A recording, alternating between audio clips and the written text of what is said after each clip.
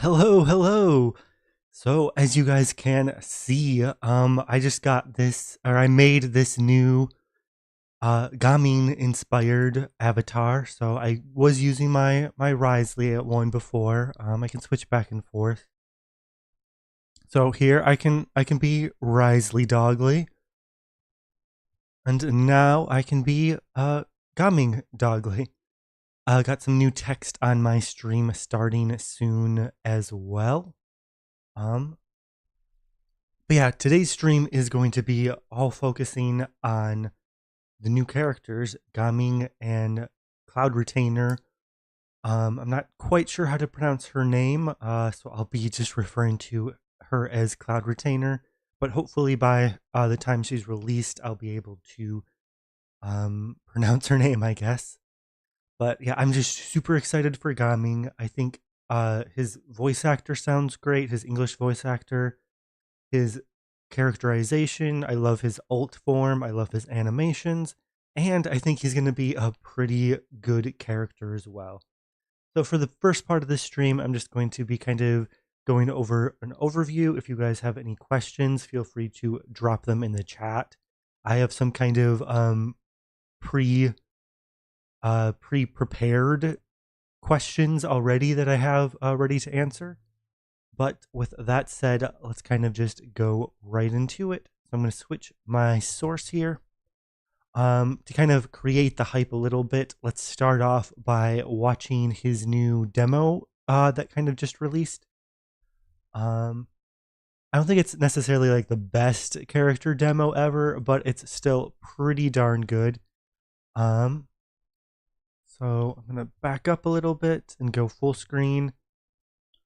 Just the way that my OBS is set up, the audio might not be playing super clearly in the demo. So feel free to watch along on your own end if you want to. And again, the demo is going to last like a minute, so won't be too bad there.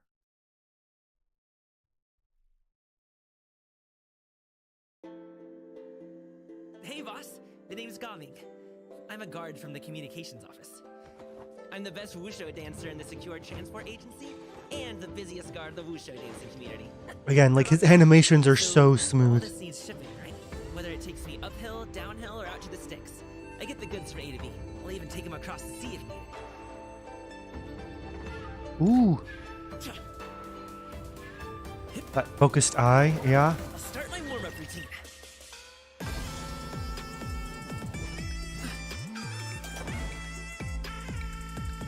I love those candles, or I'm not sure exactly what they are, but those things that he sometimes stands on in his normal animation attacks.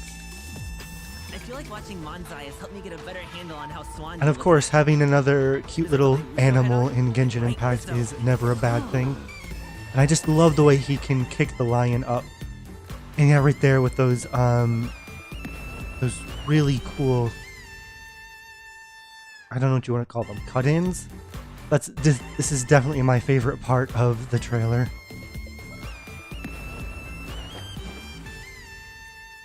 Hopefully I'll be able to get some nice screenshots from that part and make a good thumbnail for actually summoning for him. I managed to book this cool place for dinner. They only do evening service and... But yeah, overall, super hyped for this character. I think in terms of just character trailers, I find the ones that hit the hardest are the ones that have kind of like a more high tempo, like a more upbeat or more energetic tempo to them.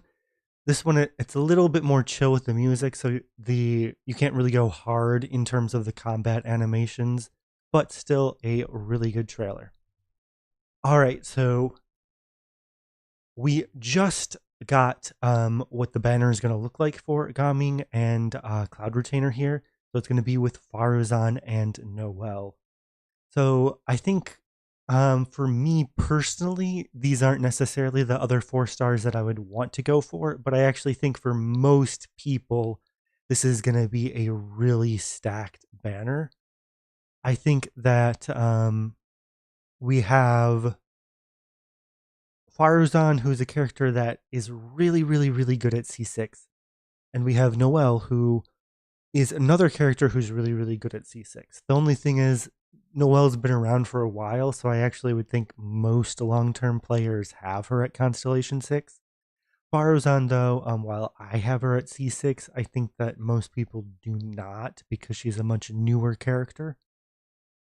And, because of that, I really think that it's going to benefit a lot of people who want to particularly play Cloud Retainer, Faruzan, and Shao all together in the same team.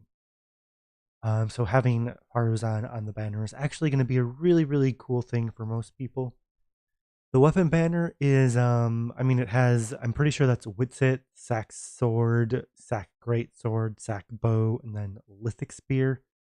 The 4 stars, other than Witsit, probably aren't that great of choices, but having a Cloud Retainer's weapon and Nahida's weapon in the same weapon banner could be a pretty good weapon banner, especially since Nahida is a really popular character. So if you're somebody who already has Nahida, but you're summoning for Cloud Retainer, it's not the worst weapon banner. So that's always a little bit of a plus. Hey, Nahida Stan. Speaking of players who might already have Nahida, welcome to the chat, Nahida Stan. Good to see you.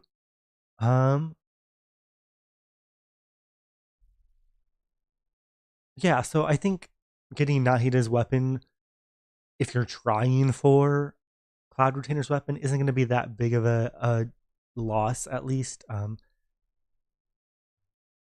All right, so for those of you who haven't seen this post already, Gaming's talent level materials and ascension materials have already been posted. So if you haven't been farming those star conches here, definitely do that. And then he also uses the fire crab boss that Linny also uses. And he uses prosperity talent books, and also you need a bunch of slimes as well. So I do have on my channel a slime farming guide. It was made a few years ago, but honestly, those spots are still the best spots I think in the game. So if you're wanting to farm slimes for Gaming, go ahead and check that video out. All right, but yeah, so my account has been locked. What? I just made this account like 2 seconds ago. Okay, I guess we can't check at the Twitter. I literally just made the account a few seconds ago to do this video. Let's take a look.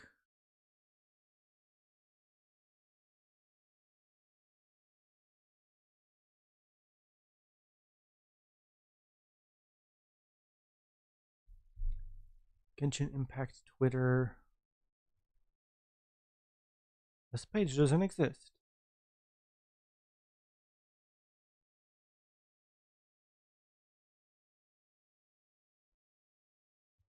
Well, so apparently something's going on and my Twitter is not showing up. So I guess instead of actually showing the graphics that go along with it, I can just go straight to Project Amber and talk about some talents there instead. So Gaming is definitely going to be a character who focuses on his elemental skill, which is basically a special plunge attack. It counts as plunge attack damage. He is a plunge attacker. One of the cool things is because he is his plunge damage actually comes from his skill. It means that you can actually go higher than level 10. If you get constellations, you can get up to level 13, which then makes his plunge attack damage the highest single hit plunge attack damage in the game. So that by itself is already just really nice. And because his plunge attack doesn't have ICD as well, it basically means that he can vaporize or melt every single one of his plunge attacks, which is a really, really good thing. It basically just means that all of his heavy hits will get that bonus reaction damage. And the way his kit works is that when he's in his Q stance, his ultimate, his lion friend, Manzai, I think I've heard it pronounced, Manzai, will periodically run towards him, and whenever his lion hits him, his elemental skills CD will reset. So normally here you can see that it is a 6-second cooldown, but it'll in practice be much closer to around 2 or 3 second cooldown because of how fast the lion pet will run towards Gaming. In terms of talent level up priority, I would definitely go with his elemental skill first, then probably his burst, and then his normals.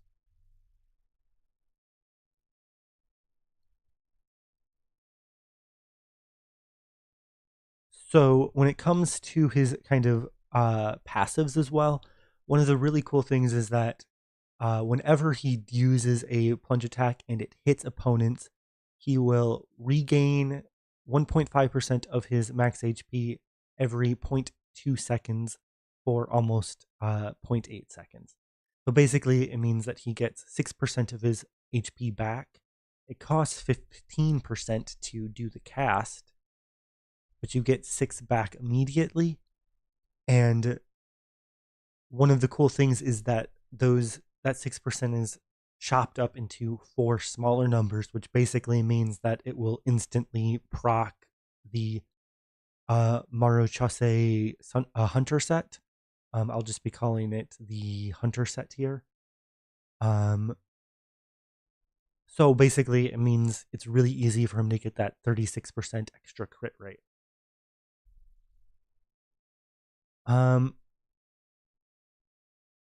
In terms of managing his burst uptime and making sure that his pet runs back towards him, though, one of the things that's important is that you got to make sure that Gaming's HP stays above 50%. And that'll also activate the second part of his passive here, which will boost his damage. So basically, he's a character who really wants to stay above 50% HP, but he will lose some HP every single time he uses his elemental skill, but he regains some of it back at least. Once he gets to constellation just literally his first constellation, he becomes HP positive.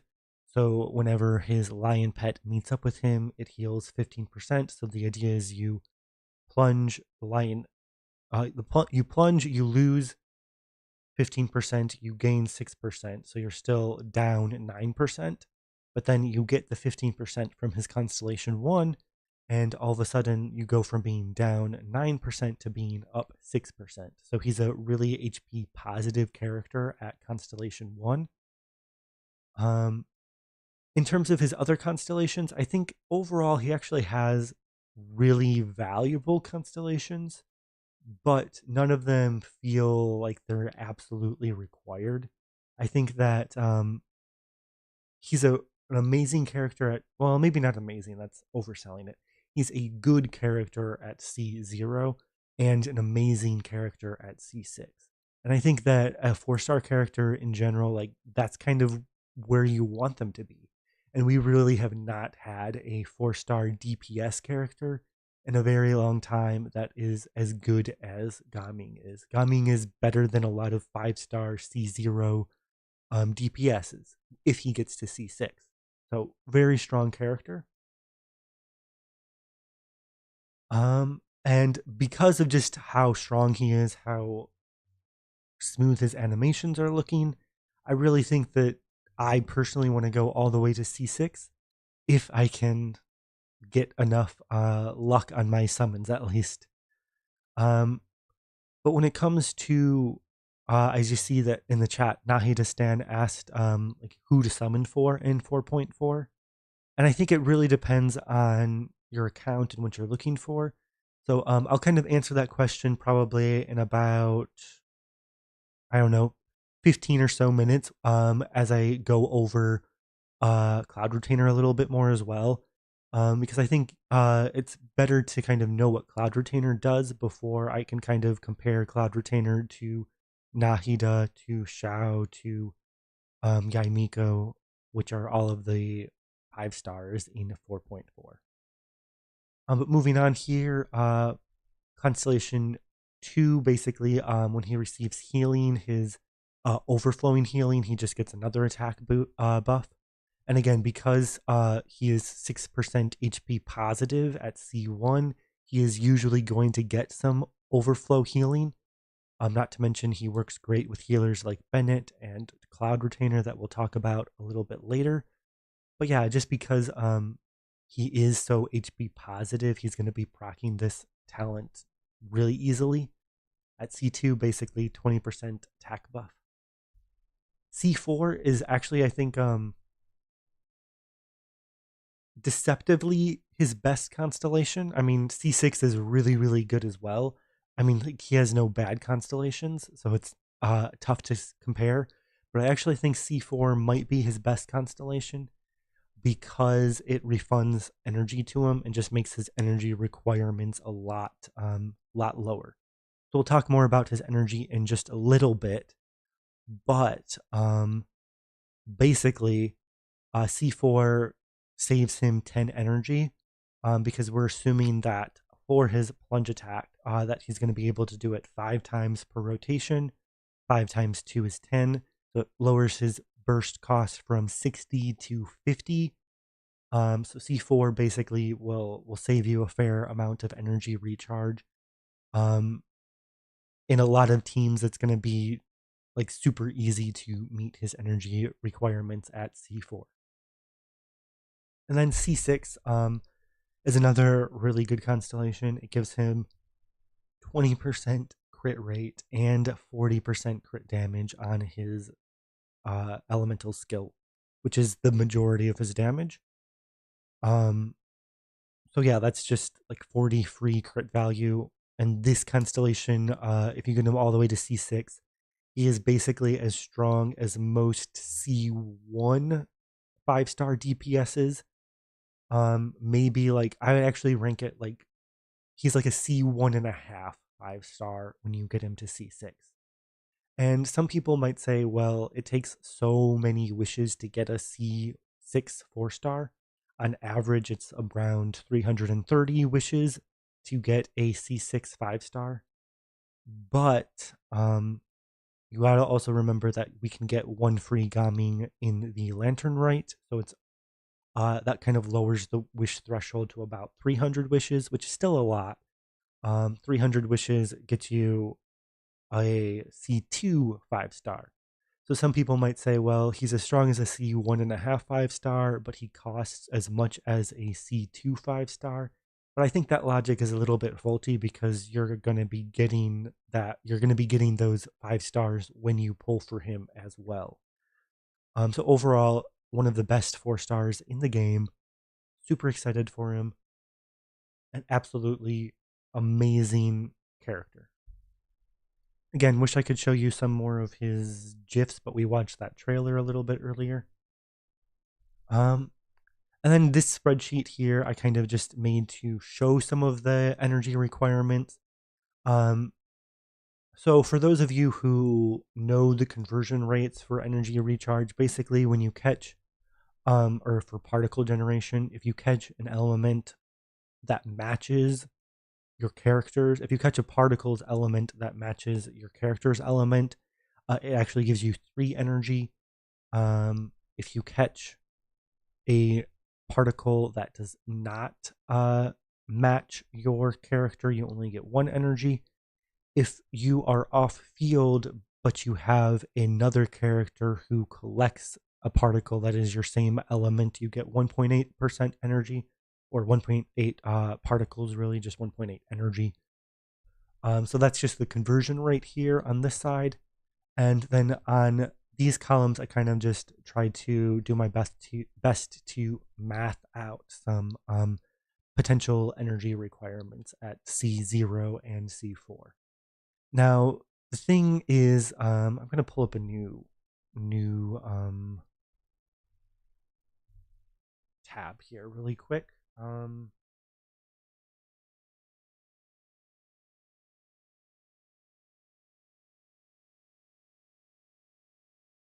Just going to Google really quick. I think I want to go to the energy data. tab here. So it's really hard to calculate how much energy a character truly needs. Like a lot of the time, you're going to be seeing things uh, that you'll be seeing a lot of theory crafters, have seen a lot of guides that say try to get an energy amount in such and such range. And that's because a lot of the time when you fight the Abyss, when you fight overworld enemies, every enemy will generate different amounts of particles. So here I'm scrolling down to this chart that has boss enemies. We can see that boss enemies, when they reach certain HP thresholds, they will drop certain orbs or particles. For most bosses, it's orbs. Orbs basically are like a triple particle. They just give you triple the energy that a particle gives you. And basically all this math gets really complicated, and it's really hard to know exactly what energy recharge you should aim for exactly, because every enemy will give you a different number of particles. So that's why I have these different columns. Here I'm kind of calculating that if you're using Farina, Bennett, Cloud Retainer, and C0 Gaming, and an enemy literally never gives you particles, which is not realistic at all, you would need about 167% energy. And again, same situation, if enemies never give you particles, you would need 140% energy recharge on C4, which is a big drop. But now if we assume some particles, so on this column, I'm assuming that you get 3 white particles and 2 non-pyro particles. And already at C0, that reduces his energy recharge to about 140. And then 116 at C4. So overall, like, especially at C4, like 116 energy recharge is so low. That's really low for a main DPS character.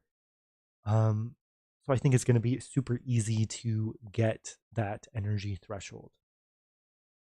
Again, I know that not everybody is super in the weeds on the math on this, but I would say a good range at C0 if you're planning on using him with Farina. I would say a good range is between 130 and probably 145. And then at C4, a good range is anywhere from 110 to 125% energy recharge. So I'll just type that in the chat, or type it in the spreadsheet here. My keyboard is in an awkward position, so this might be a bit hard for me, but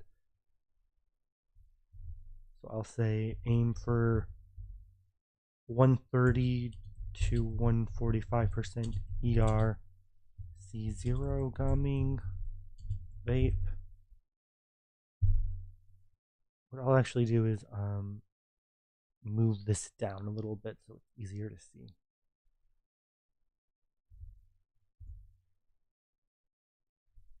And aim for 110 to 125% C4 Gaming vape.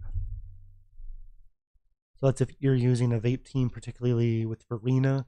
And that's just because his HP drain mechanics will stack Farina's fanfare super quickly. So overall, his single best teammate is actually Farina, not Cloud Retainer. He can work without Farina and he can work without Cloud Retainer. But I would say Farina is his best teammate overall, and then Cloud Retainer and Bennett are really, really good teammates as well. If you're using melt teams, though, when it comes to melt teams, because you don't have Farina generating off-field particles, your energy requirements are a little bit higher. I would say probably 180 to 200% ER C0 Gaming melt.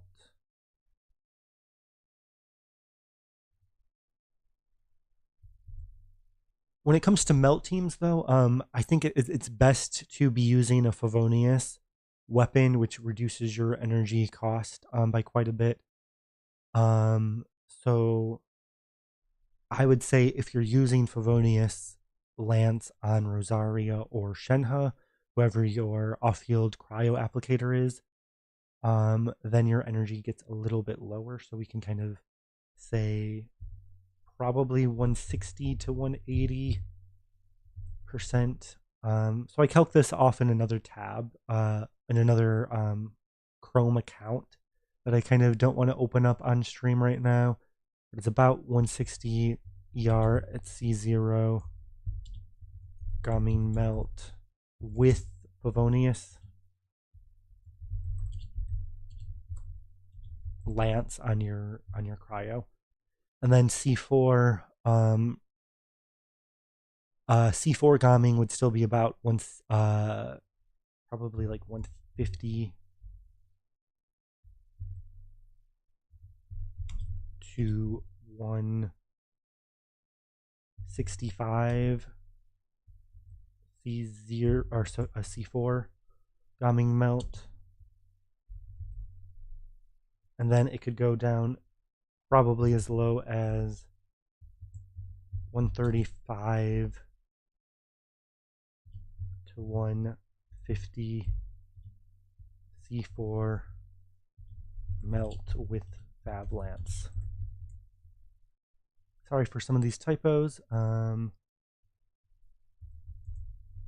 Yeah, my keyboard's not in the great position, so I'm typing really slowly, so I apologize. Brodersons, hey, welcome to the chat again. It's been a while since I've seen you here.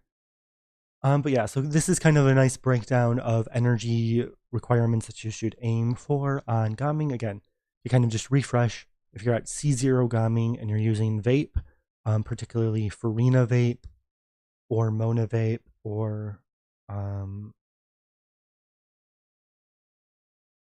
I guess Xingqiu generates enough particles that it would be about the same anyway. But on vape teams, C0 aim for 130 to 145% energy recharge. If you're fighting single target enemies like bosses, you would probably want to be closer to that 145. If you're fighting a ton of enemies, then you can go down to that 130. So just keep in mind that the high range on anything is assuming single target boss fights, and then the low range is assuming you're fighting a lot of enemies because you get more particles from them. At C4, it goes down to 110 to 125. Melt teams just need more energy because you're not generating as much particles from an off-field character. Like Farina generates off-field energy. Because of that, again, a little bit higher on melt teams without using Favonius Lance, but as soon as you use Favonius Lance, it becomes more manageable. So again, if you're using melt gaming, I really, really think you should use Favonius Lance. Anyway, I'm gonna get caught up in the chat again. Broder-san is saying, same for you. It's been a while, and yeah, gaming. I'm really excited for gaming. I personally am going to be using a gaming melt team. His best cookie cutter team is just going to be up here. Farina, Bennett, Cloud Retainer, gaming. So when it comes to gaming as well, he is also a character who really benefits from having a C6 Bennett. Just because it means that he is able to do a little bit of extra or a lot of extra damage with his non-E plunges. Because the way his cooldowns work, when he's in his burst mode, basically his combo is going to be something along the lines of burst E, double E, because your first E will reset its cooldown really fast. So it's burst E, E, plunge attack, E, plunge attack, E, plunge attack, E, until you do 5 E's. But because he has a few plunge attacks that are based off of his normal attack and not his elemental skill, his best combo is going to be something like that. And a C6 Bennett will boost the damage from his plunge attacks in between his elemental skills. which is really confusing because like all of his attacks are plunge attacks, but again, one of his plunge attacks is based off of his normals, which most characters have, but his elemental skill's plunge attack is based off of his elemental skill.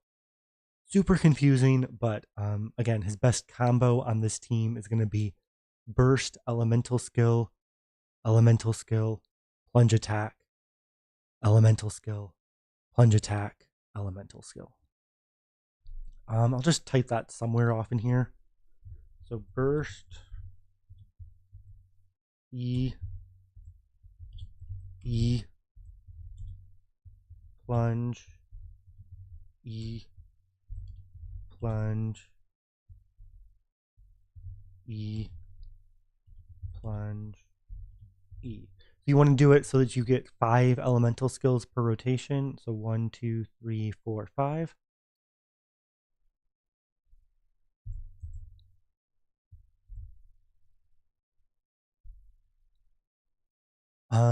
And again, as you can see there's actually 3 hits that are coming from your normal plunge attacks, which Cloud Retainer will allow you to do those plunge attacks. But if you have C6 Bennett, those 3 hits will just be dealing a lot more damage. And you'll be able to, capitalize on that with crazy nuke damage because plunge attacks don't have internal cooldown, which means you can always get reaction damage.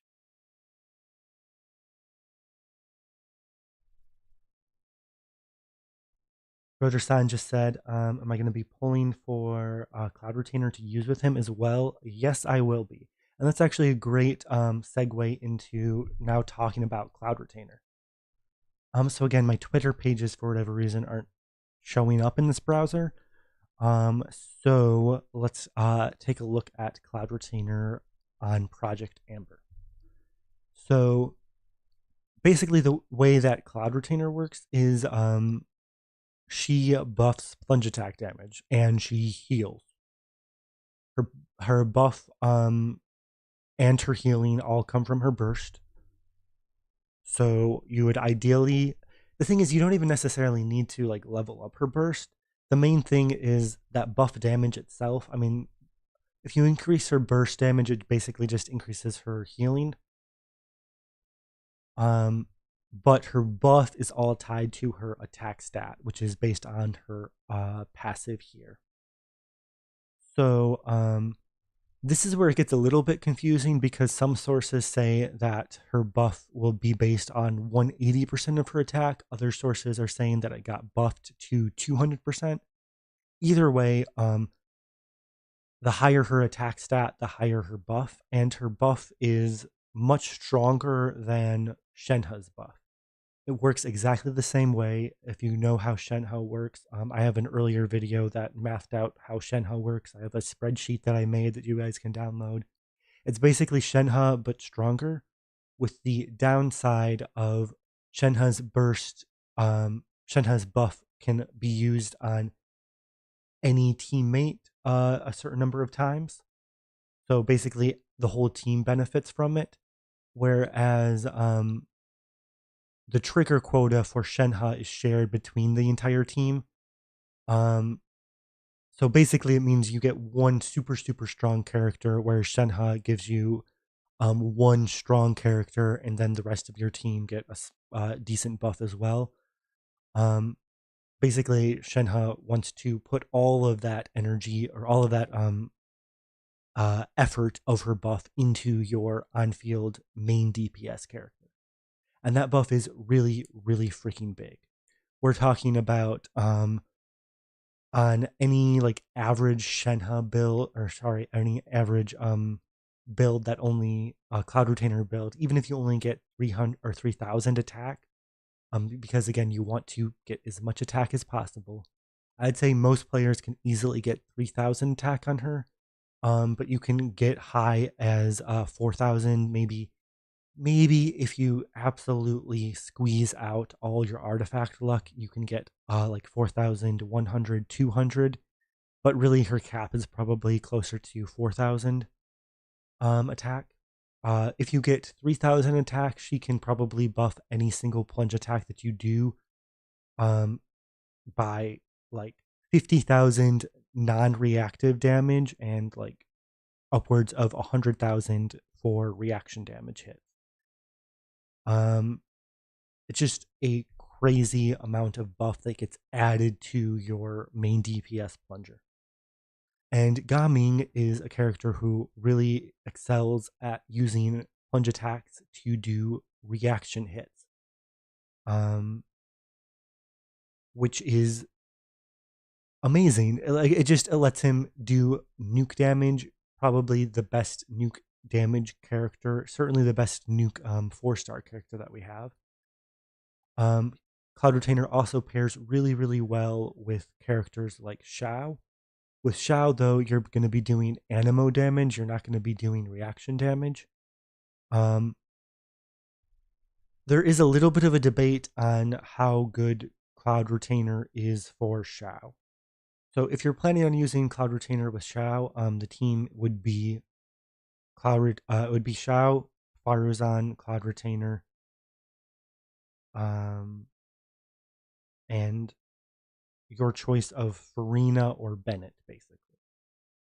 So if you use Farina, you get the damage percent buff. If you use Bennett, you get the attack percent buff. In most situations, it's actually going to be better to use Farina than Bennett if you're using Cloud Retainer Xiao. And that's just because Cloud Retainer's buff is based off of her attack stat.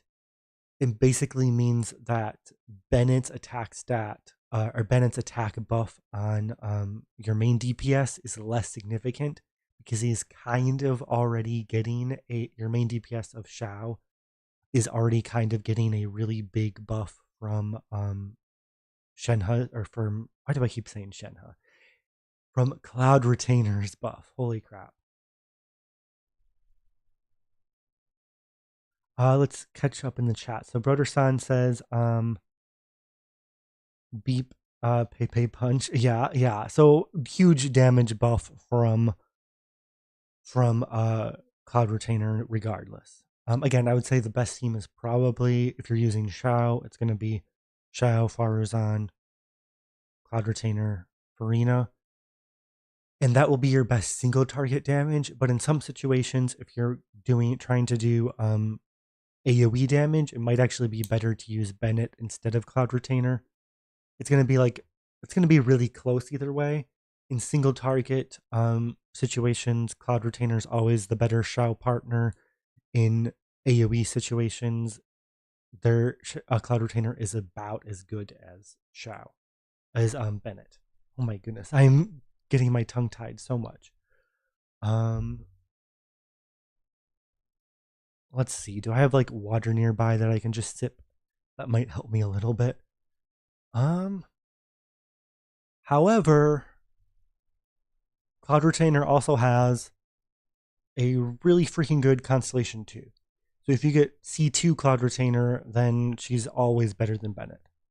The bad thing is that Cloud Retainer's Constellation 1 is kind of useless. It just gives her an extra charge on her E, but most of the time you don't want to use her E anyway because, it can help with her personal energy requirements, but other than that, it doesn't help the team because it's not a very powerful attack.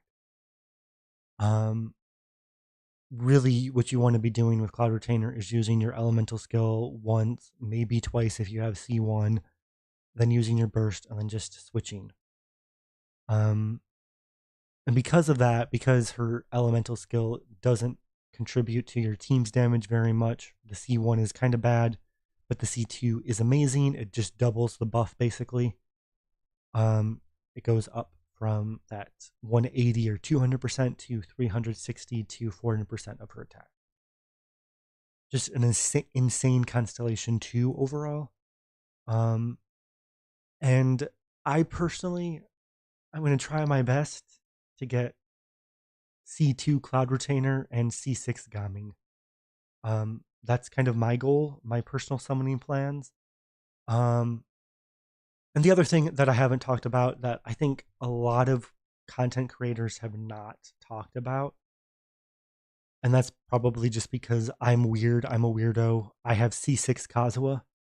I think C6 Kazuha is single-handedly the best partner for Cloud Retainer, and people aren't talking about it enough.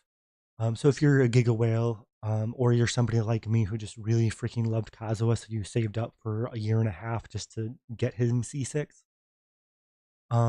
If you have C6 Kazuha, Cloud Retainer is an absolutely amazing partner for him. And the reason why I call him the single best partner for Cloud Retainer is just because of the way his buffs stack with her buffs is they just kind of are different kinds of buffs that synergize very well. C6 Kazuha, he gets an animal infusion that buffs his attacks based off of his elemental mastery. So you can build a decent amount of elemental mastery on C6 Kazuha. You can aim for anywhere from 400 to 700 elemental mastery, maybe even 750 elemental mastery on your C6 Kazuha, and then you basically get the attack-based buff from Cloud Retainer. And the other thing is, if you're using C6 Bennett, then C6 Bennett overrides C6 Kazuha's Animal Infusion, which is actually a good thing if you're using Farina, because then that basically turns Kazuha into a pyro character who will vape every single one of his plunge attacks. So, again, absolutely crazy potential if you have C6 Kazuha. If you do have C6 Kazuha, again, the team is going to be Kazuha, Bennett, Cloud Retainer, and Farina. And I think that's probably actually going to be the premier speedrunning team that's going to enter the game. But again, not everybody can do that because not everybody has C6 Kazuha. I would say even if you have C1 Kazuha, the team is still going to be really good as long as you have C6 Bennett. But again, not everybody wants to unlock C6 Bennett for every reason that every player knows about already. Just because it might lock you out of some other teams that exist. But I think I might actually be willing to unlock C6 Bennett finally to use with my Kazuha. So basically, the reason why I really want to get C2 Cloud Retainer is because she is going to be a massive buffer for both my Gaming that I'm going to be getting, hopefully, my C6 Gaming, and then a second team with my C6 Kazuha. But yeah, I know that I have to win a lot of 50/50s. Like I have a roughly 300 wishes saved up, which should be enough for C5 Gaming as long as I get average luck. But I have to win all of my 50/50s to get C2 Cloud Retainer, though. If I actually win all of the 50/50s, then I actually have a chance to get her weapon as well. But it's kind of it's a weird situation. I would say if you're somebody who doesn't want C6 gaming, that you should actually go for her Cloud Retainer's weapon before you go for her C2. But because I really want C2 gaming, C2 Cloud Retainer and gaming C6, it kind of just lines up a little bit. My plans are to just go all in on her banner, try to get C2. If I have extra wishes, then I'll go for her weapon. But yeah, so I'm, as you guys have seen, I haven't done anything for 4.3. I didn't summon for Navia. I just spent all of 4.3 doing quests, trying to save up as much primos as I can. And again, I have about 300 wishes to spend. I'm going to be dumping them all on Gaming and Cloud Retainer. Her weapon is really good. Let's pull that up as well. I would say the good thing about her weapon is more so that it basically reduces her energy requirements.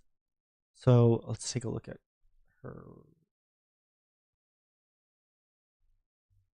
Let's go to settings,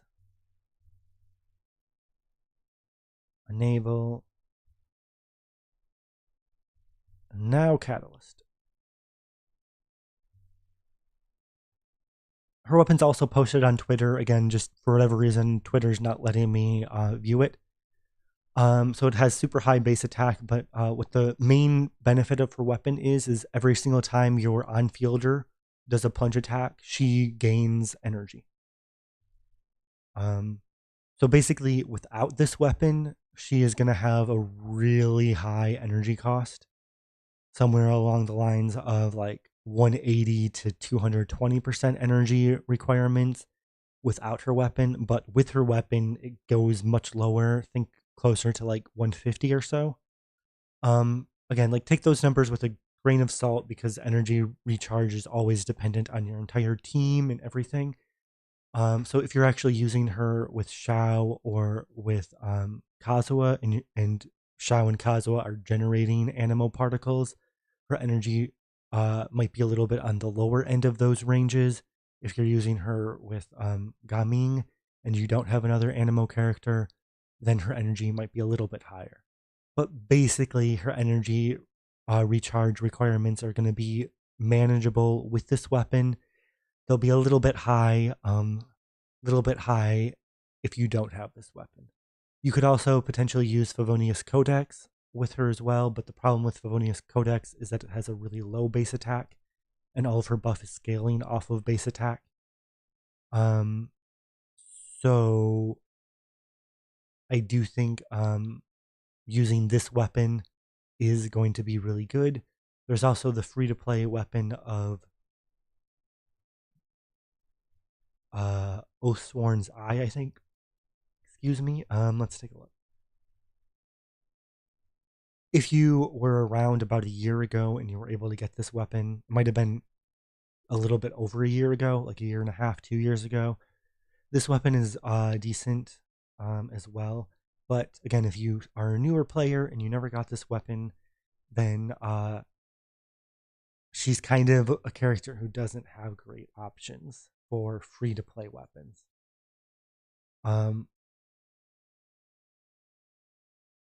So that's why I do think her weapon is highly valuable as well. Broder Signs is saying that you're skipping Lantern right. You just got lucky and you got Shogun and her weapon. So now you're going to be saving for a Farina rerun. Yeah, that's definitely a valid choice. Again, like everybody has their own account priorities. And I do think Farina is like it's tough to say. Like I think the three best characters in the game are Kazuha, Farina, and Nahida. So if you don't have Farina, then saving for Farina is super important. And Cloud Retainer's best teams usually utilize Farina as well.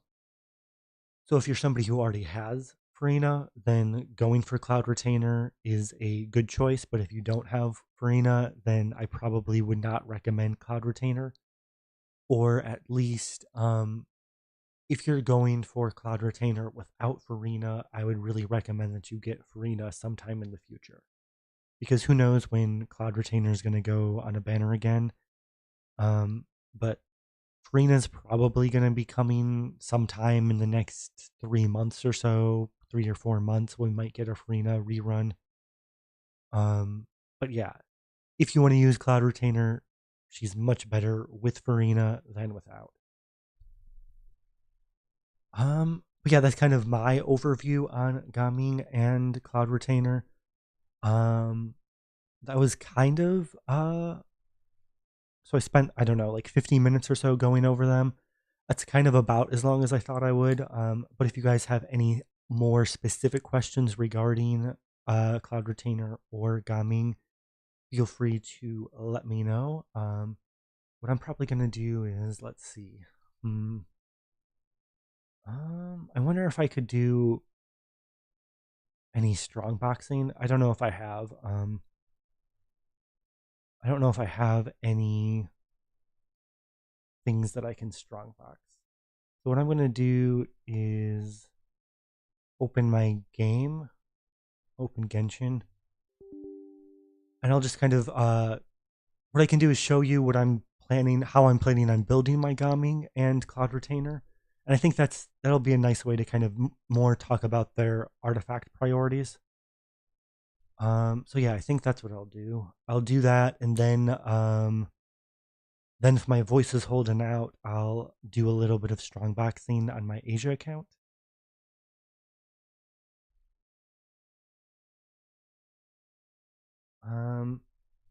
But yeah, so it's just gonna take a little bit for my game to load, and then I'll switch my scenes a little bit. So I apologize for that wait.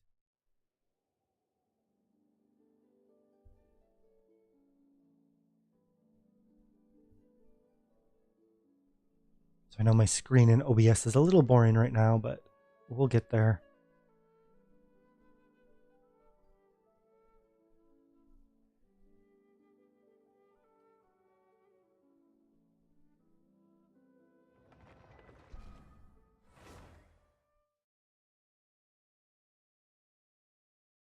Yeah, I hope everybody has been enjoying Genshin so far. I know there has been a lot of controversy with Lantern Right not having as many rewards as players would like to have, and I'm really hoping that those rewards get buffed.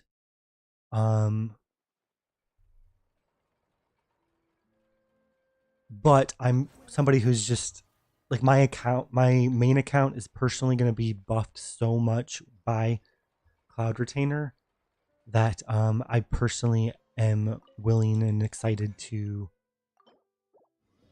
summon anyway.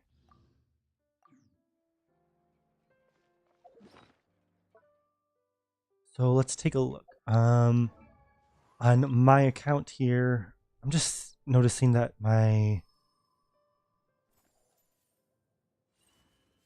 in-game is not showing up. It might have been an issue where I just accidentally didn't start my OBS in admin mode. So what I'm actually going to do, I'm going to close OBS. On YouTube, I should be offline for like 2 seconds, but then I'll come right back. So I'll be right back. I just want to get my Genshin loading in.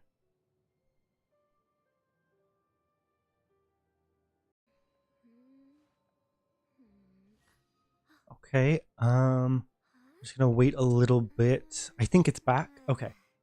So some of you might need to refresh the stream, so I'm gonna just type that in the chat really quick.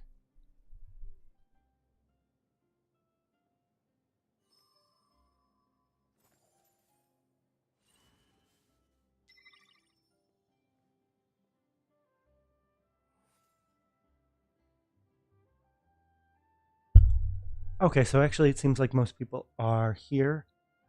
Okay, good. So no refresh needed. All right. So back to Genshin. I'm gonna show my placeholder builds. So I think it's I'm using Dea as my placeholder build for Gaming. So I think Gaming's single best weapon is Serpent Spine. One of the really weird things is that there just aren't any 5-star claymores that have a passive that really works well with him. So you have Redhorn Stone Thresher, which I also have, that does give a ton of crit damage. So it's a decent option for him. But the problem is the passive buffs his normal and charge attack damage. And he doesn't use normal and charge attacks, he uses plunge attacks. So because of that, Redhorn really isn't the best. There's really not a good passive on a 5-star claymore that works with him. So I actually think his two best options are going to be Serpent Spine, which not everybody has. And then if you don't have Serpent Spine, you can do either R5 Mailed Flower, which was a free event weapon.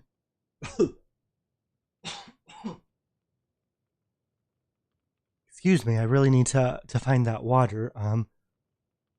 So you can use Mailed Flower, which is a free-to-play event weapon, or you can use Rain Slasher. Basically, the weapons are almost identical when it comes to their damage output. R5 Rain Slasher is like a tiny bit better in most situations, but there are some situations where Mailed Flower is a tiny bit better. But overall, like they're super equivalent weapons. So if you don't have Serpent Spine, I would recommend using Mailed Flower or Rain Slasher. I'm gonna go grab my water bottle. I'll be like right back. I think it's just on the table over here. But yeah, my throat is definitely needing some water.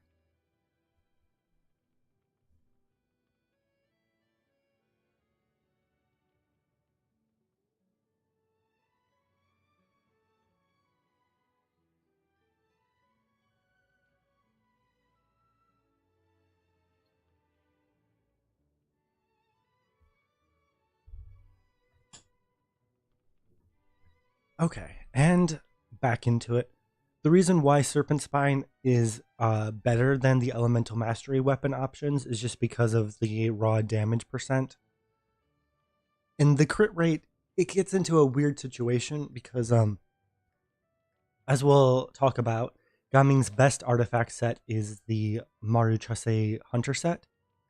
Um, because it gives him free 36% crit rate. Because it gives so much crit rate, there are some situations where you might overcap on crit if you have too much crit substats. So if you're using Serpent Spine, it's actually harder to get a good artifact set on Hunter because you want to be avoiding crit rate because otherwise you'll overcap. So you'll see here, my artifacts aren't amazing. Like I have a better flower than this one, but this flower here would have the crit rate and I'd overcap on crit rate again with I think my Wanderer, like even this 7.4% crit rate is gonna like make me overcap if I switch to my flowers. So instead I'm using priority on my substats of crit damage, then elemental mastery, then attack percent, then energy recharge. My flower's a little bit better, or sorry, my plume's a little bit better. Again, I do have this one, which is over 40 crit value, but I'd overcap because I'd have too much crit rate at C6. Again, if you're not using Serpent Spine, you don't need to worry about overcapping. So if you are using Serpent Spine, you do need to really prioritize crit damage and not crit rate. So his best sands, if you're using him with Cloud Retainer, is going to be an Elemental Mastery sands. If you're using him without Cloud Retainer, then you could either use EM sands or attack percent sands. For me, though, I just am in a situation where I literally only have one usable Elemental Mastery sands on set. So I just really don't have spare artifacts for him yet. So instead I'm using an attack percent sands, but again, ideally I would want to use Elemental Mastery. Goblet, I'm on offset here, and it just has basically all of the 4 stats he wants. So that's the one I'm using. And then again, it kind of gets a little bit tricky when it comes to your circlet as well. You want it to be crit damage, but because if I have any crit rate, so I do have like I have this helmet that has 10% crit rate, and normally in any situation, you would want to use this on your character because it has higher crit value. But because I don't want to overcap on crit, I'm instead using this one that has Elemental Mastery instead. So EM, ER, attack. Again, if you're already using Mailed Flower or Rain Slasher, then you don't need to be worried about overcapping on crit. If we look at Cloud Retainer, though, in terms of her best, I guess the other thing to mention is if you are using Serpent Spine and you absolutely cannot avoid having high crit rate on your substats, then at that point you might want to just use, you might just want to use Crimson Witch instead. I don't have any amazing Crimson Witches on this account, so that's why I'm really trying to minimize my crit rate. But again, if you're overcapping on crit, you can use Crimson Witch, otherwise Hunter set on Gaming. When it comes to Cloud Retainer, she has basically, well, she has kind of three options that she can use. She can use VV, and she can also use Noblesse, and she can also use the new set, which is Song of Days Past. So Cloud Retainer can use any of those three sets. If you don't have another Animo character who is using VV, though, I think 9 times out of 10, it's just going to be better for you to use Viridescent Venerer. A lot of players already have this artifact farmed pretty well. We can kind of take a look at my substats here. You really want to be prioritizing energy recharge and attack percent. And then on your attack percent main stat pieces, like your sands, your goblet, and your circlet, you also want to try to get flat attack as well. So on these pieces, you actually want flat attack. I do not have flat attack on my goblet, sadly.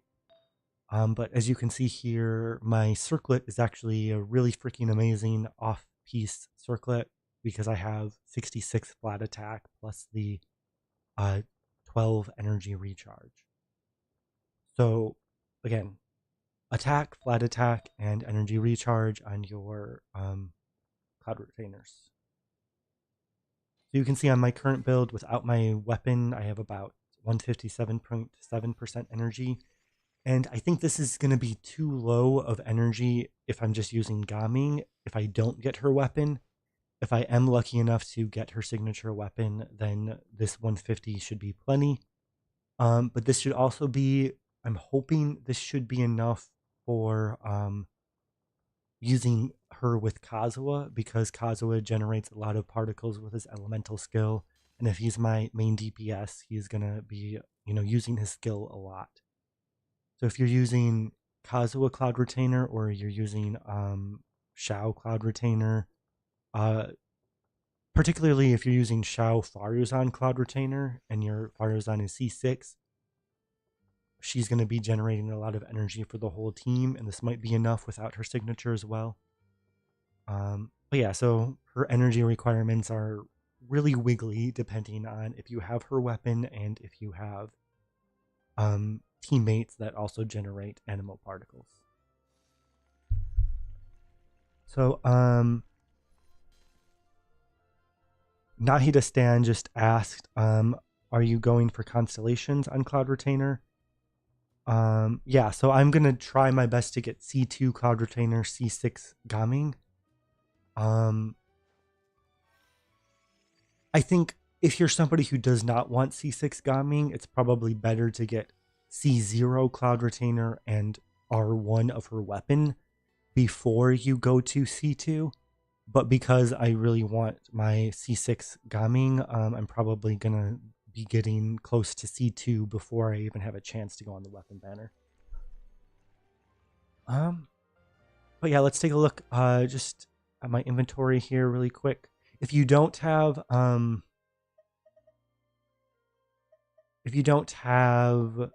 her weapon, she is also somewhat decent on Skyward Atlas if you can match her energy requirements, which isn't the easiest thing as well.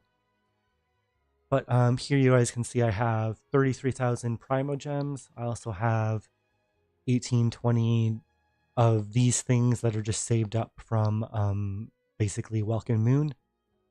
And I also have 23 Intertwined Fates and 287 Star Glitter. So the Star Glitter is basically enough for 57 wishes plus the 23, so that's 80 wishes from that. And then 100 wishes, like 108 wishes, 109 wishes from my primos, and then another 10 from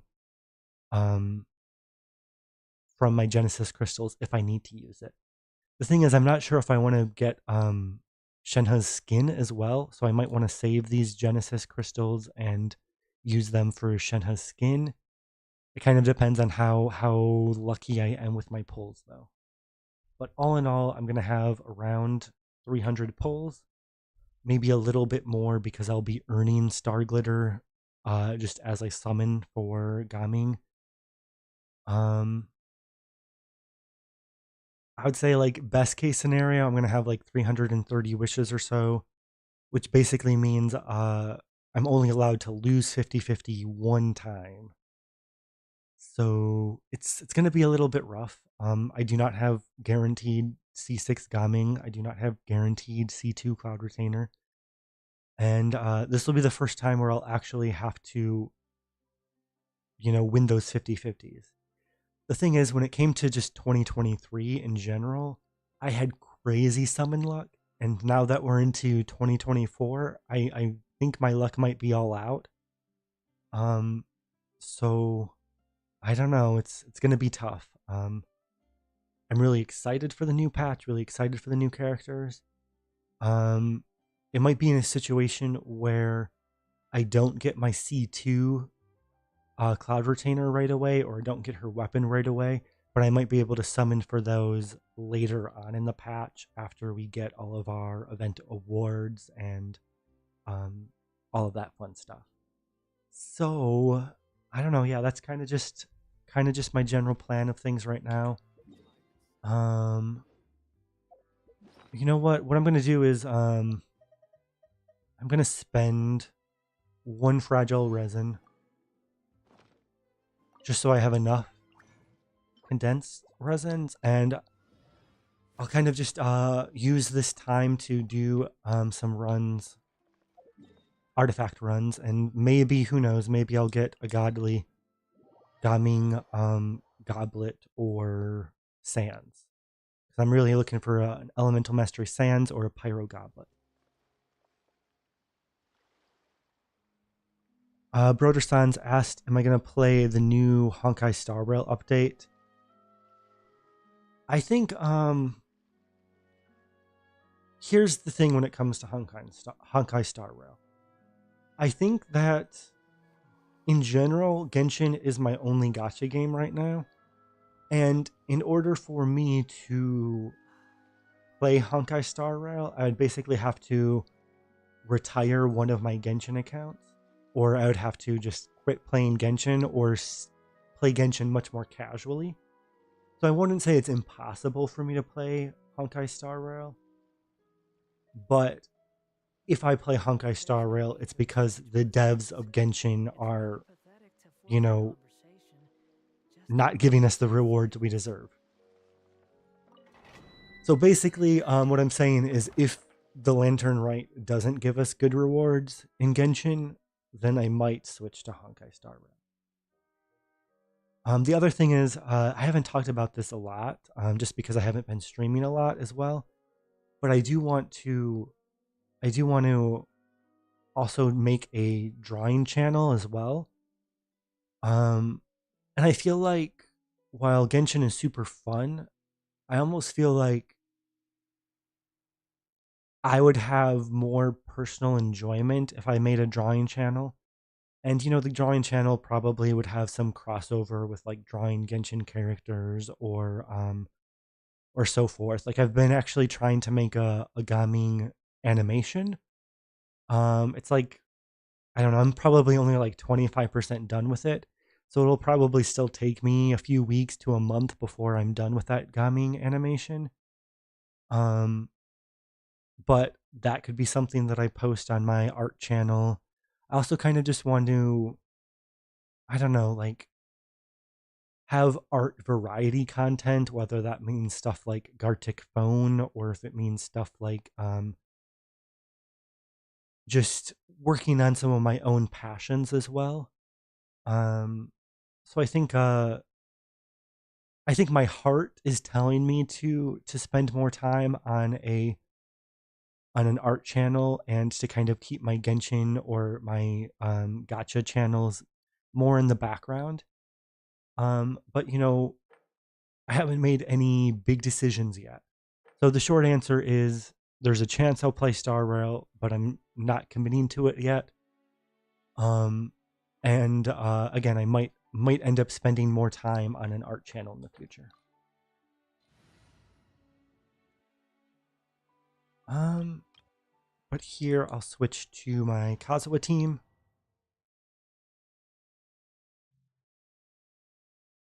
And yeah, hopefully in these next 5 runs, I'll get some good artifacts and Gaming will be happy.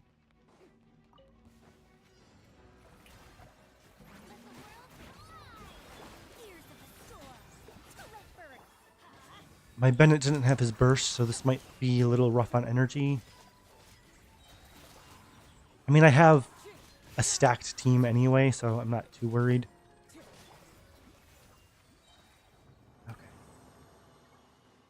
Now that all of our energy is gone, I'm going to try to get a 20-second or less clear time on the next run. I think my record so far has been 17 seconds, but you know, in this domain, because you have so many staggerable instances, sometimes getting that 17 seconds is really, really hard.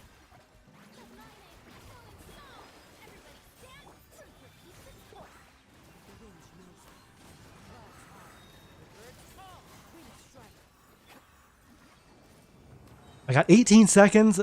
All right, so better than the 19 I was looking for.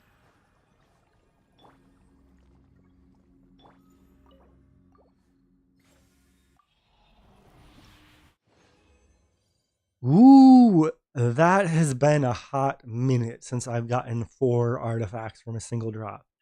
And 2 of them are sands. And again, what I'm really looking for is Goblet, Pyro Goblet, Onset, and Elemental Mastery Sands. So seeing 2 sands this early is a good thing. But yeah, Goblets and Sands.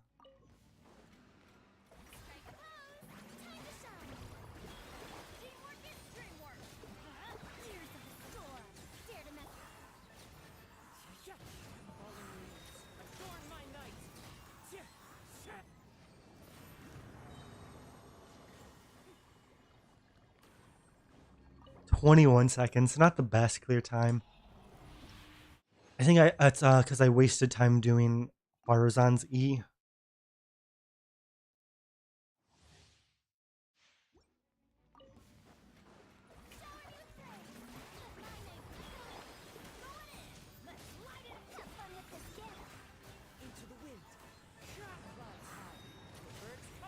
Whoops, something went wrong there. Kazuha is not plunging. 19, okay, good. 19's good.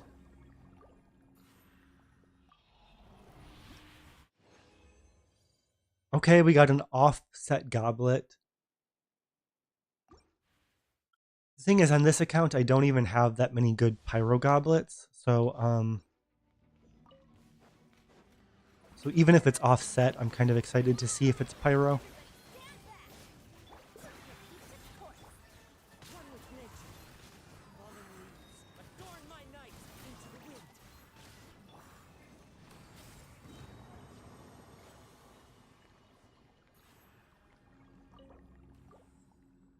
Come on, goblet. Nope. Okay. Who knows? Maybe one of those 2 sands were elemental mastery.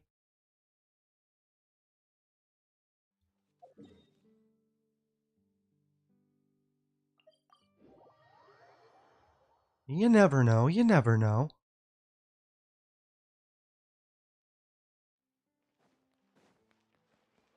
I don't think I have any resin to condense further, but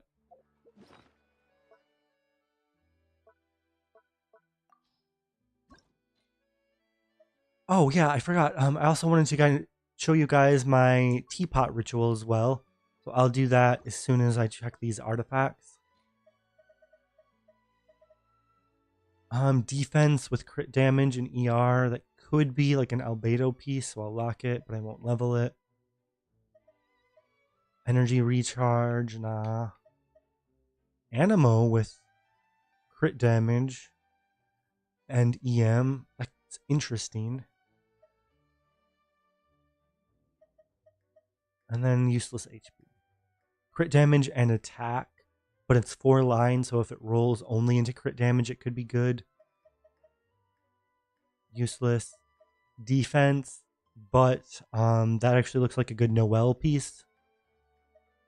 And then attack percent. Probably not the best. So I'll roll this one first. I think I can I'll just full send it. Come on.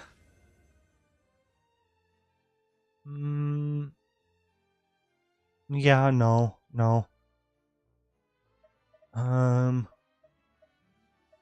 Oh, I forgot. I didn't even look at the helmets. Crit damage, nice. So if it rolls Elemental Mastery, or I'd probably want EM more than another crit damage one with defense. That could be another Noel. This one's probably the worst one.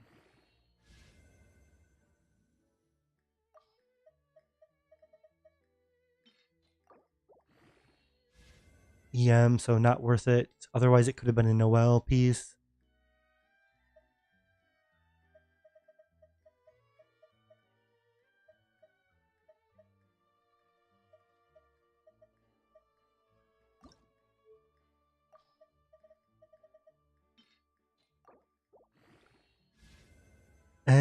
Not good enough.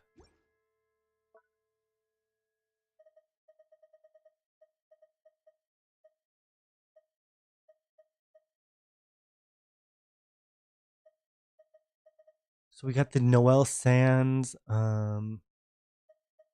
This one. I mean, this could be a Noel Sands, or it could even be like a Yunjin Sands off piece. I don't know. Let's take a look.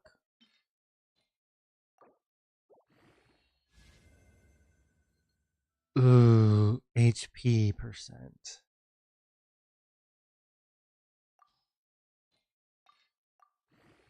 I'll get it to 8 and then I'll probably stop there.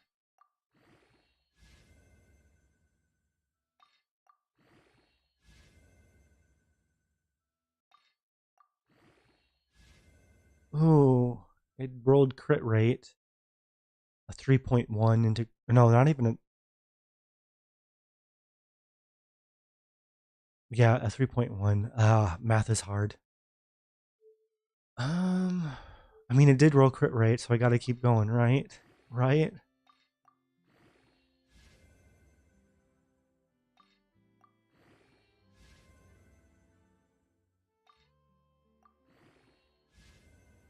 It did roll ER. Let's take a look and even see what my Noelle has right now. I don't know if she's beating that. I have 2 rolls to go. I don't. Yeah, there's no way that I can get as good as I wanted. Okay. There was something else that was interesting to raise.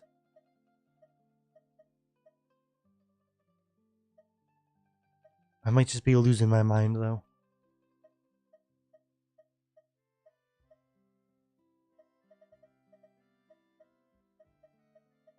I mean, I could try this one, the Animo Goblet.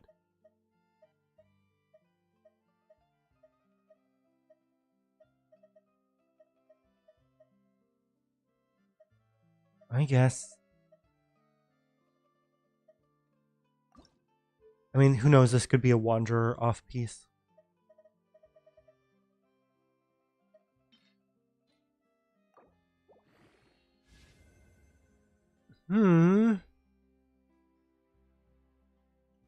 It's not a bad goblet, but I don't know who would want to use it. Because Wanderer doesn't want the EM. Oh well, oh well. As usual, my artifact luck has not been great.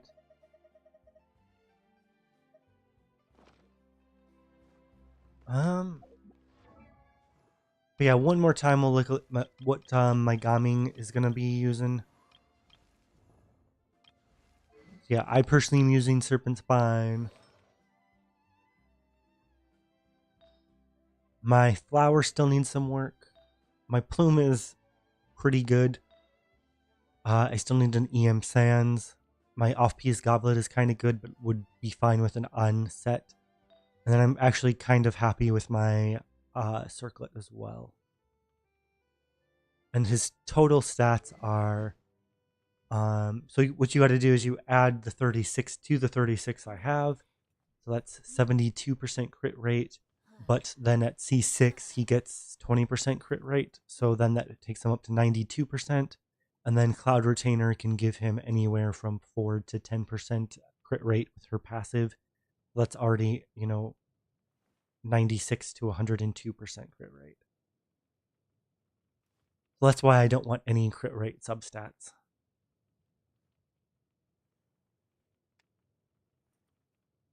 But I think I might have enough artifacts to do some strong boxing on my main or my Asia account.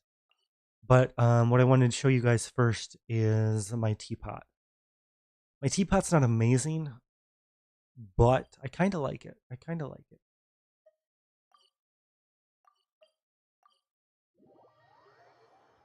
I tried my best on my main area to kind of create a little city area. So what I'm going to do is actually turn it to nighttime so you can kind of see my scroll through the marketplace.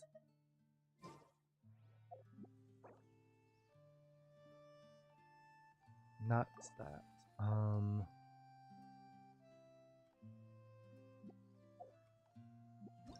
I think you can change. Okay, is it nighttime? No, it's still day. So you can change it to nighttime.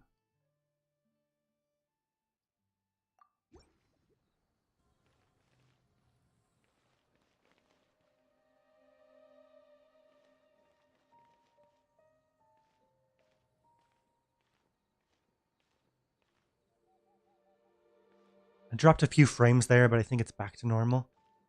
So I kind of have just this like Lantern Rite festival market area. I have the Yunjin stage. I have the lion statues for good gaming luck. Back here, I kind of just have a nice little alleyway. There's not anything in it, but I think it kind of just fun to have alleyways and just makes it look like have a city. It's a small little city. And then above, I actually have the past Lantern Rite furnishing. We'll go up there later. But we can go to the first teleport here. And I have a nice little courtyard here. Table. So I kind of tried to make it look like I have a city coming out of the mansion. So I have all these wings and stuff attached to it. And I have a courtyard up here. Here you can kind of see the mountain area.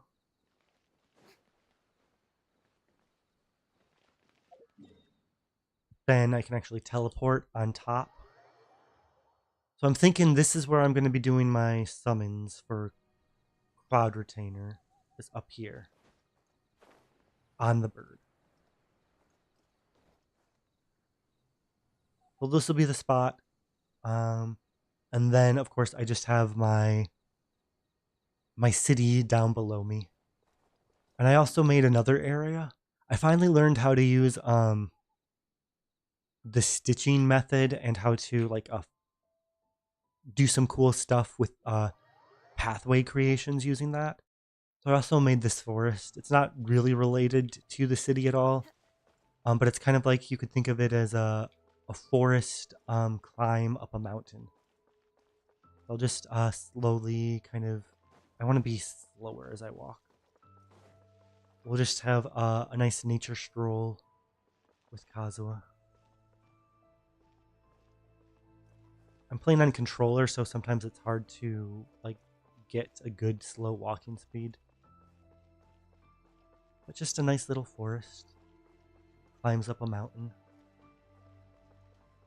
So I'll just pause at a few spots and look at some cool things. Whoops.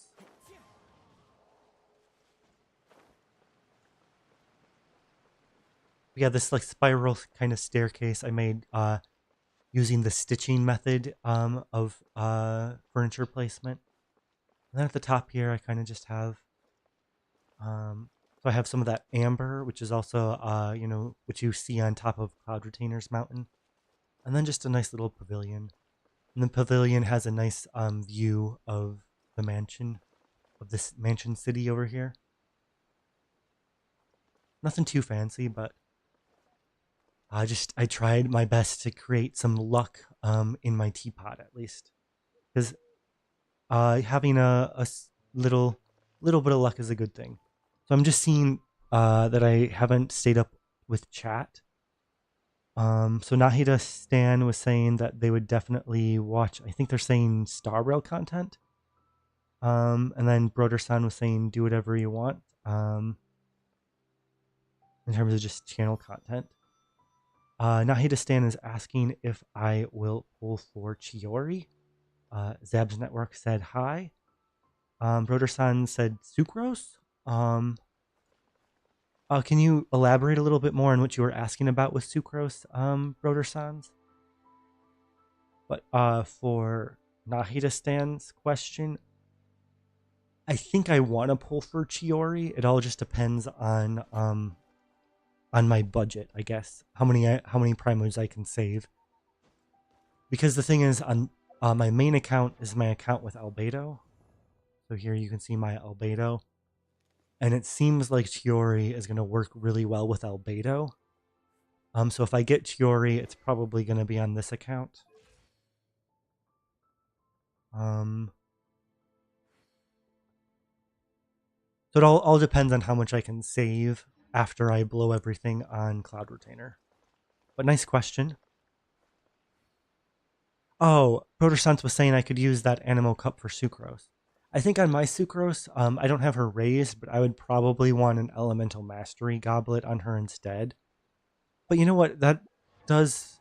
the thing is, my Hazo has a great... I do have Hazo raised, but my Hazo's goblet is already pretty good. It's not amazing, but he has 11% attack with... I can't do math. What is that? 32, so 38 crit value. So I think it's going to be really hard to get a better goblet for my Hazo as well. But you know, I could just give it to Sucrose as a placeholder to kind of say, hey, maybe this goblet's good in the future.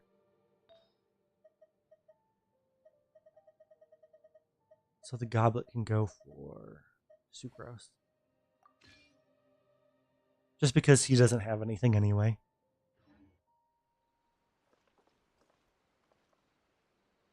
But yeah, that's it for my teapot so far. I think what I'm gonna do is log out on this account and see if I have enough to do some strong boxing on my Asia account. I don't know if I do, but I might. So I'm just gonna switch scenes really quick here.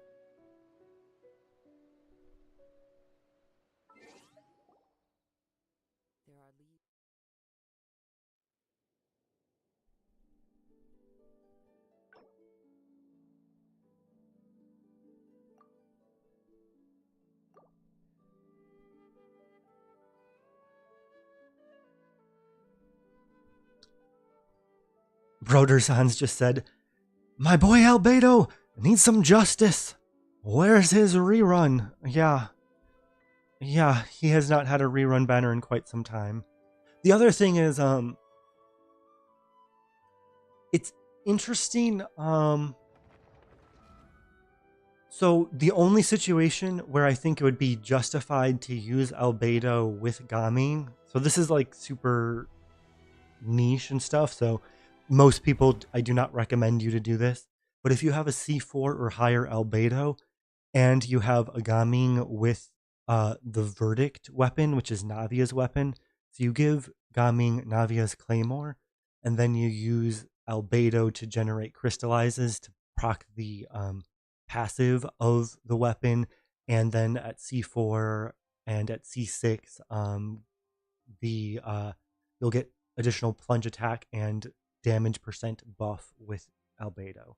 So if you have Verdict and you have C6 or C4 Albedo, then you could use Gaming Albedo with Verdict. Again, super niche situation. Nobody is gonna. There's gonna be like 5 people in the world that watch. 5 people in the entire world who would even try that team, because I think most whales wouldn't even try that. But it is something you could do.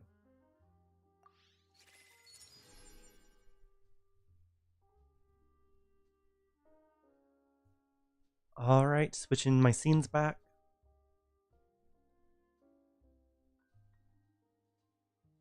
Nahida Stan said, I hope Chiori helps buff Geo characters instead of Navia just being good.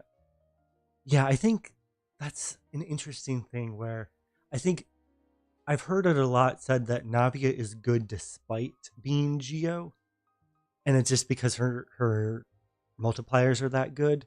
But yeah, she does not really work with Geo teams. And it's interesting because Navia doesn't really have a good team. She's just a good character, which is very, very interesting. And ultimately, that's why I skipped on Navia. Let's see, what do I got here on my Asia account?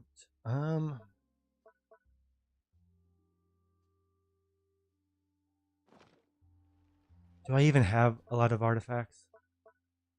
Actually, I don't. I don't know if I have anything to Strongbox. Both my accounts seem a little barren there.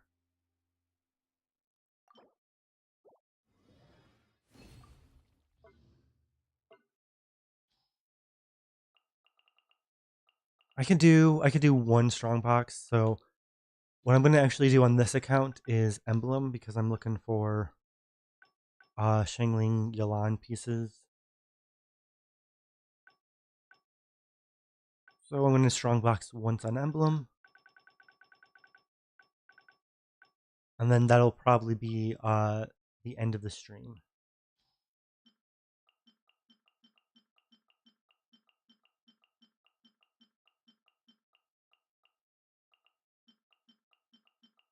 I always like just double checking and making sure. You know, like that one. That one I should have probably locked.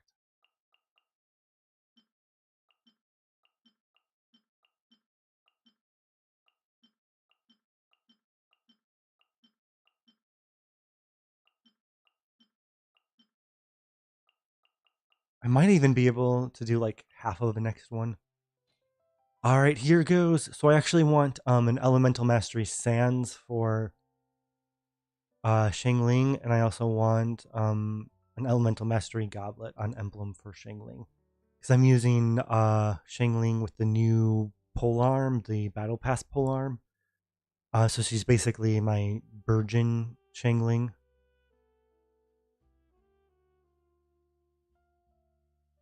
All right, I'm nervous. Here's goes nothing. We got 2 goblets and 2 sands, so let's start with the middle then. Not good. Not good. Who knows? That could be decent. No. No. I mean, it does have ER and EM and crit damage in this 4-liner. I could use that. Crit damage with ER, so if it rolls crit rate, I'd be super happy. Crit rates, nothing good though. Nothing. HP. Attack. Defense. Pyro damage! Which again, I wanted Elemental Mastery Sands, but... Or Elemental Mastery Goblet, but... The substats are looking kind of nice. I'm gonna do another half of a Strongbox.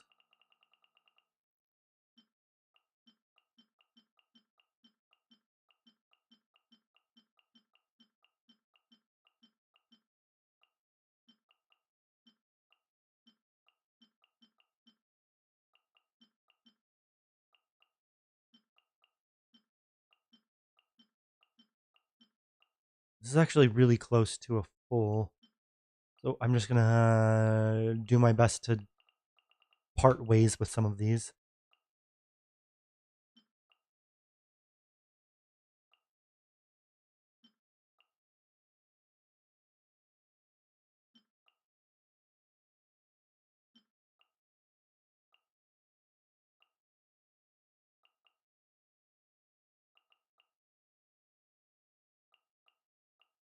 I have 2 HP double crits.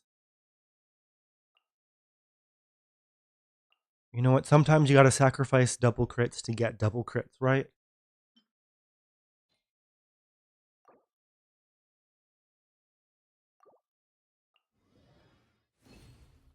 One goblet, but a lot of sands. This one could be good if it rolls crit rate. Probably not good, but I'll luck it anyway. Defense, healing bonus. Nope. 4 lines.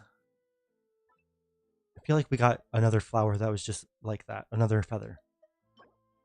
No. Defense. Come on, elemental mastery. We got one, but it's like omega trash substats.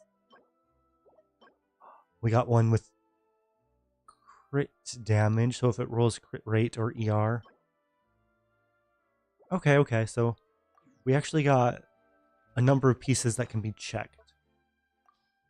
Doesn't mean we'll get any good pieces. But there's a lot of things that can be checked.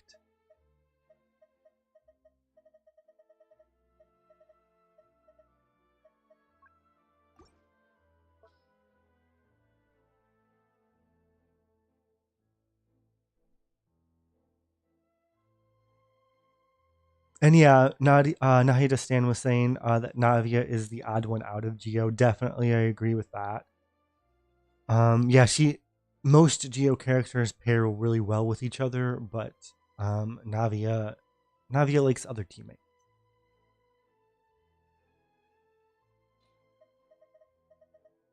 Okay, we can try this one first. Do I have any +4s to sacrifice?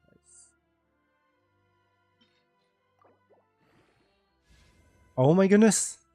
That's a good start.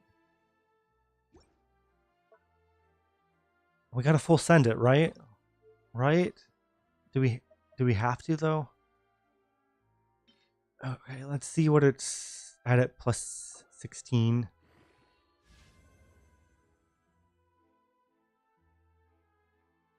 What do I even have?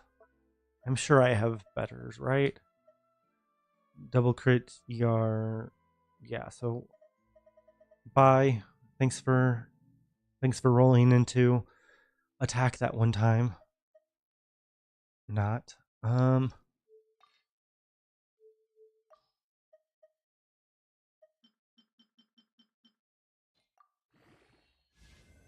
Okay, this one's dead.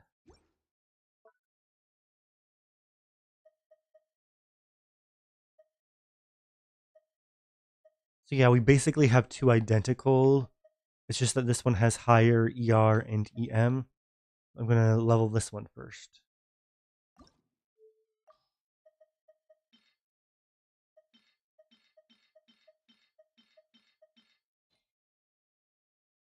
All right, everything I mean, I kind of really don't care how it rolls as long as it avoids defense.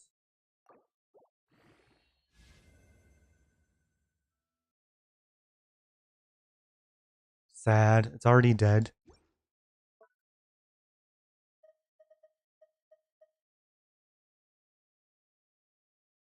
We can try this one.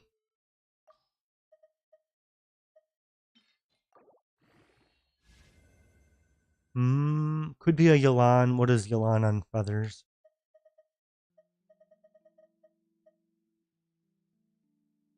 No, my Yalan C2, so she doesn't need the energy recharge anyway.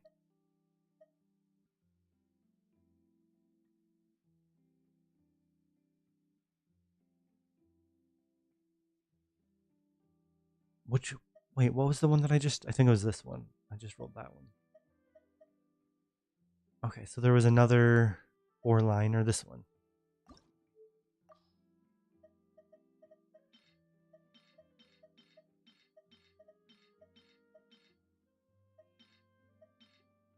All right, everything into, let's say, crit damage, everything. All of it. Defense. I mean, it did roll highly into EM. What is her current Shinglings? 13.2 and 17.5.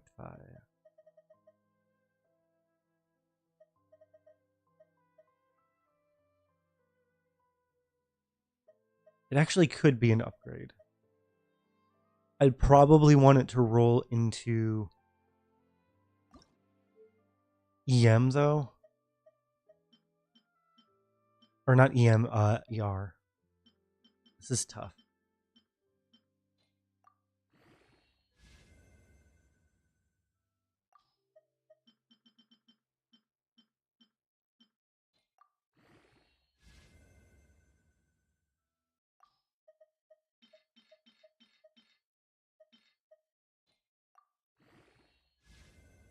Okay, it actually rolled into EM. It actually is tempting to use. What do I have? Do I have one that's... I do have this one with 79, 7.4, 14. But that one has no ER. I'll save it, but I won't use it. But it's interesting. It's really interesting.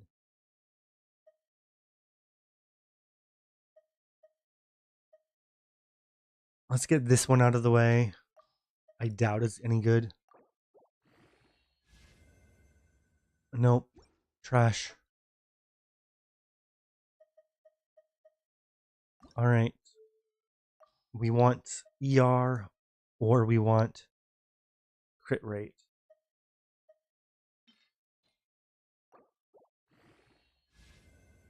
Attack percent still isn't bad. What do I have for on piece?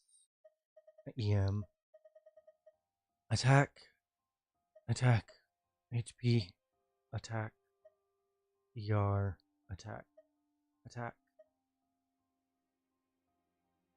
Attack. I don't have a single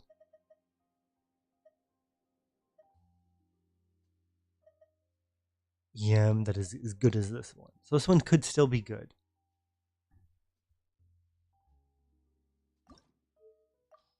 Problem is I gotta find a plus 20. I don't know. I'm at that stage where it's just really hard to find an artifact that I want to sacrifice. What artifact do I want to sacrifice?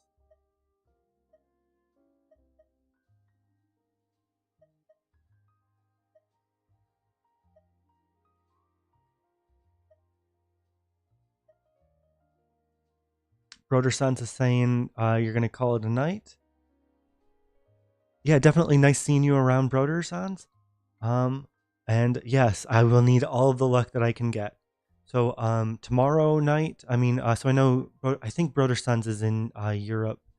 So for you, it'd be tomorrow morning. But basically, whenever the patch goes live, I will be doing another stream just to do my summons. If you can't make it to the stream, no problem though. The VOD will always be there as well. But yeah, so I will be streaming tomorrow as well.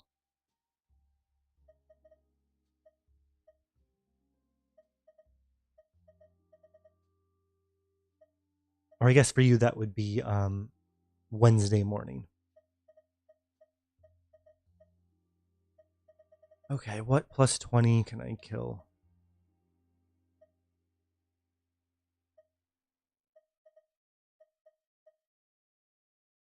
I guess I've been saving onto this one for a while. It's 31 CB Pyro. But the problem is like there's no Pyro character that really wants to use Glad.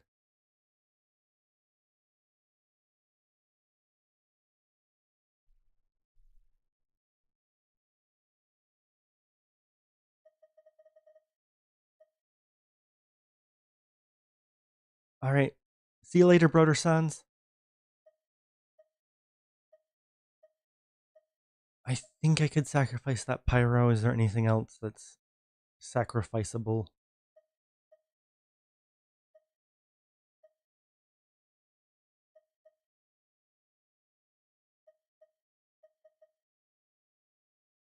What about this one? That's 14, so blah blah blah. I mean, I don't really have any characters that want to use Heart of Depth, so I'll just get rid of this.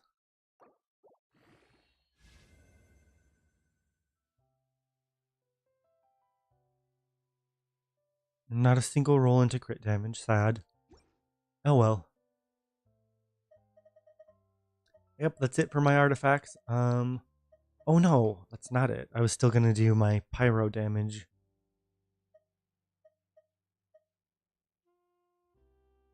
And we got 2 EM goblets as well. Or were those just sands?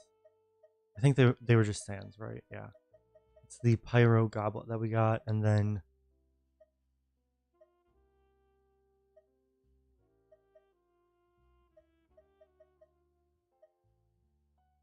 this helmet.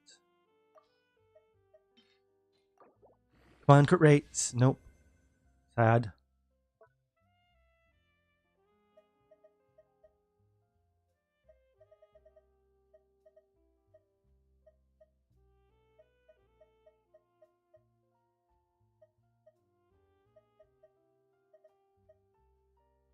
All comes down to this. Hmm.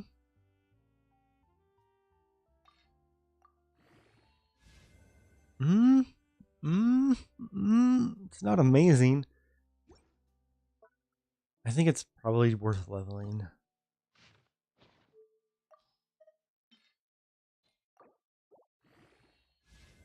Okay. These are not bad rolls.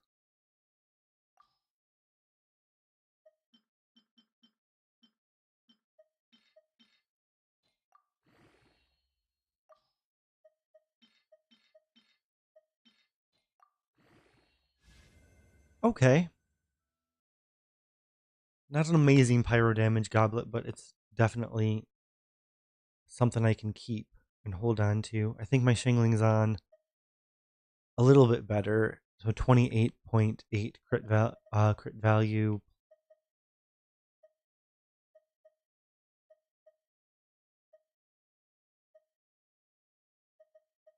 with some ER. So I think what she has is better, but I'll keep the other one. But yep, thank you so much guys for watching the stream, and I will be back for Gaming and Cloud Retainer summons, and I wish you guys the best of luck with your artifact farming and your summons as well. Take care and see you later. Bye.